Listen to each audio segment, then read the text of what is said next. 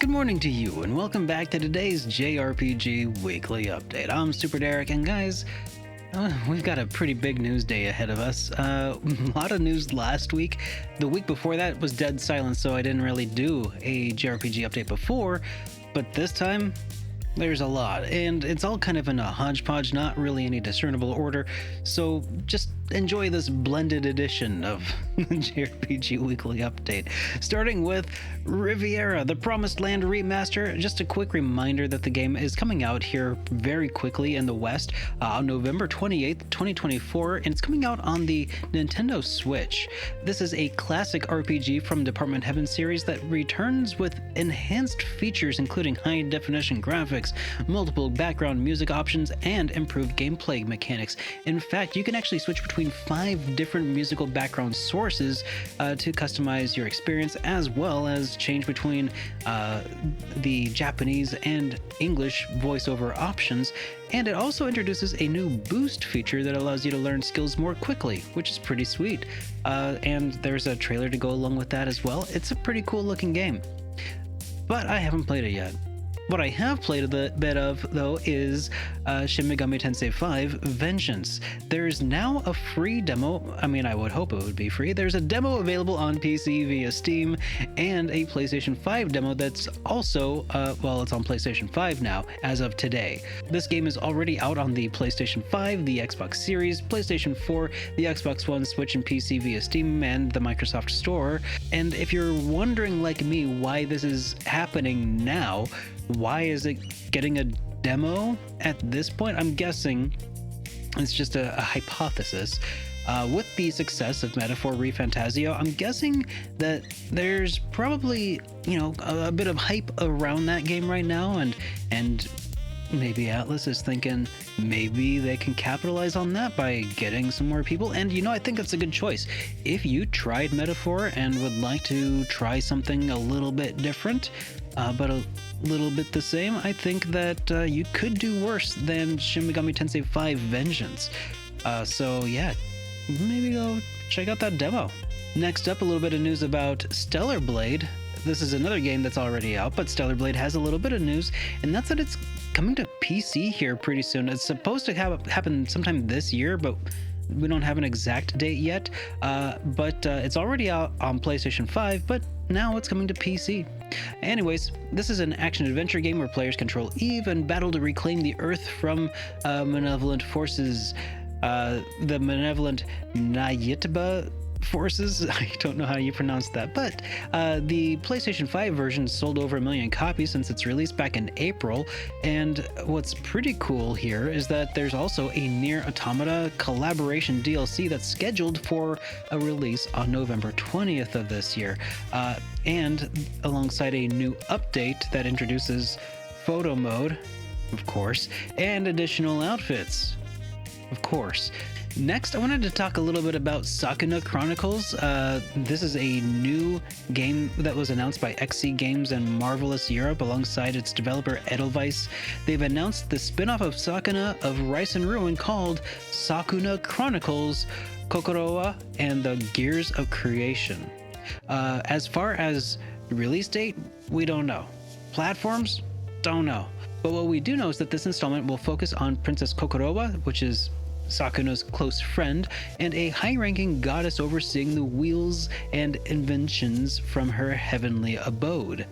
This is going to be the first game that expands the Sakuna franchise, and also we got a confirmation that the Sakuna of Rice and Ruin television, anime, and untitled smartphone game have been confirmed.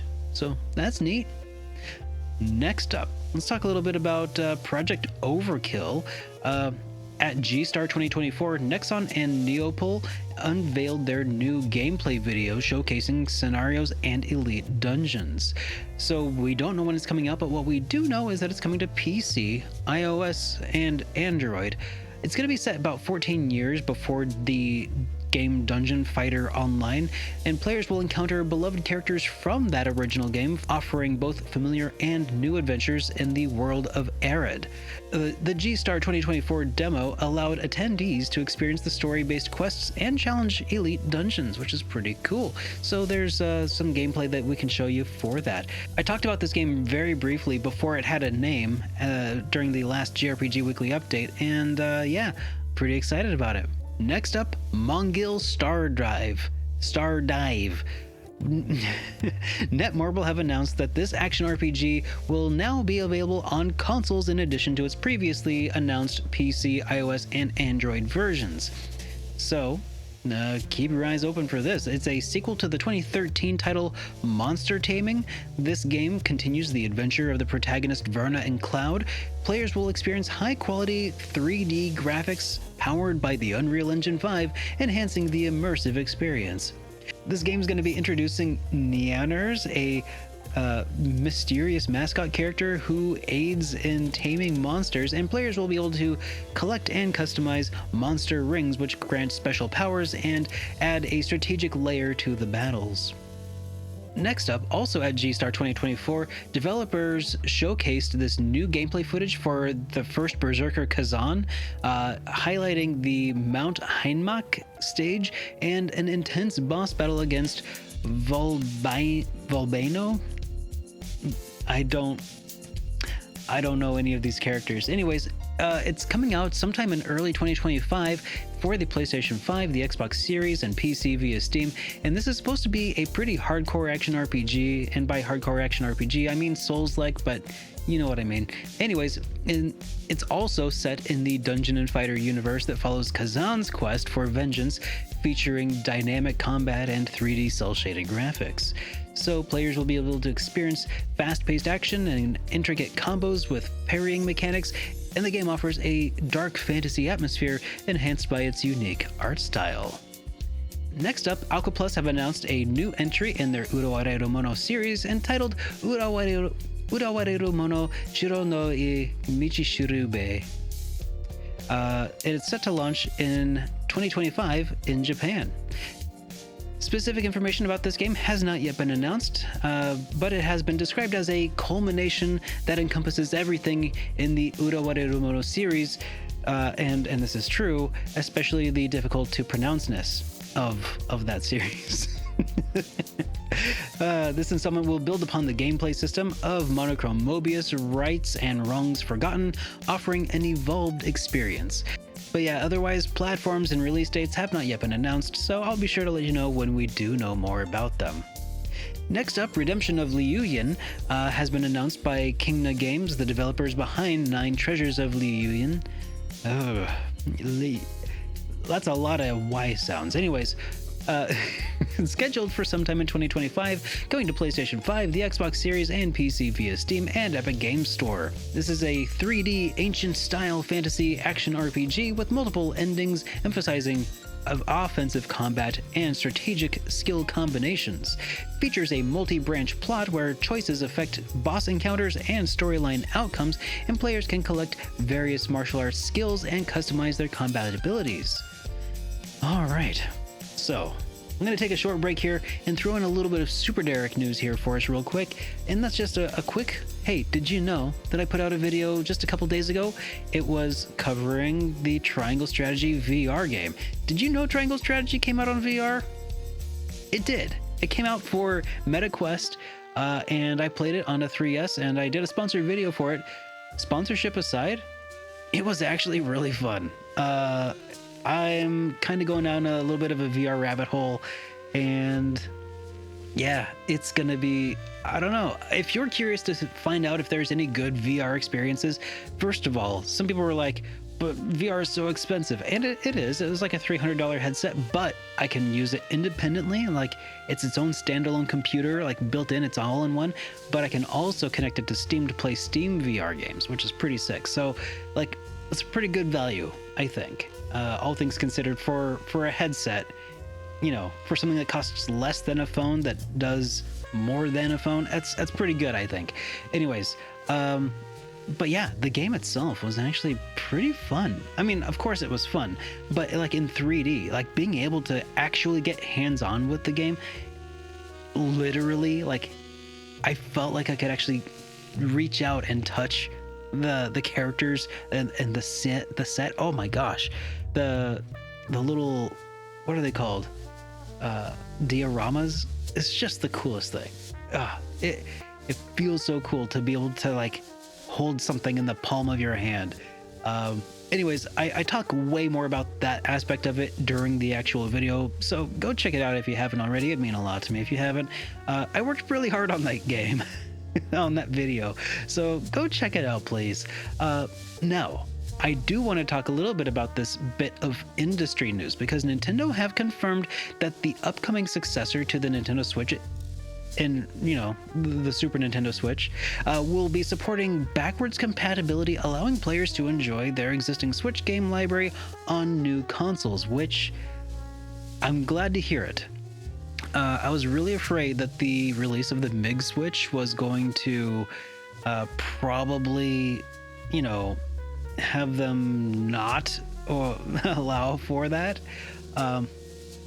But I'm glad that they didn't make that mistake, because honestly, the MiG Switch is such an inconvenient little device.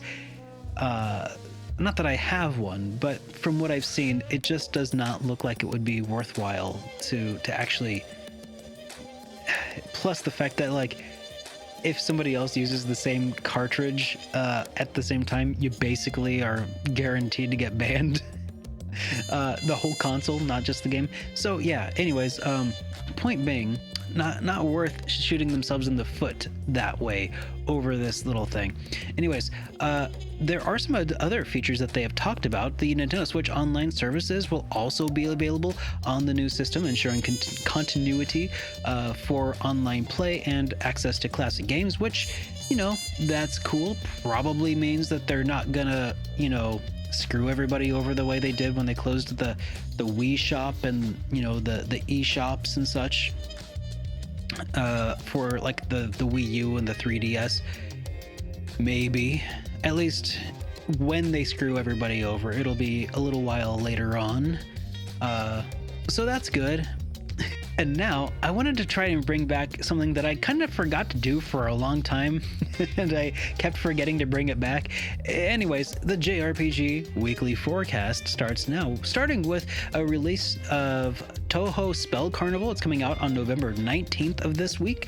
So that's coming to PlayStation 5, PlayStation 4, and the Nintendo Switch. It's a strategy RPG meets bullet hell set in the Touhou Project universe. Players can engage in a grid-based combat with real-time dodging mechanics and customize their party. Next up, Genshin Impact is releasing on November 20th, 2024 for the Xbox consoles. It's already on PC and PlayStation and such.